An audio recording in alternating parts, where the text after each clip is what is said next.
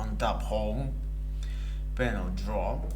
From the drop-down menu, activate the command Construction Line. Click left mouse button.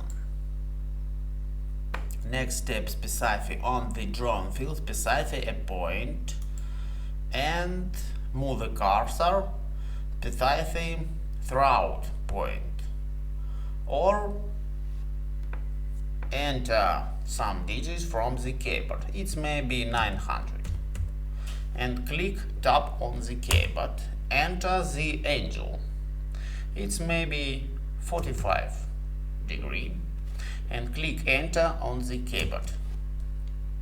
Another way, we can simply click on the drawing field or use the auto drawing auto.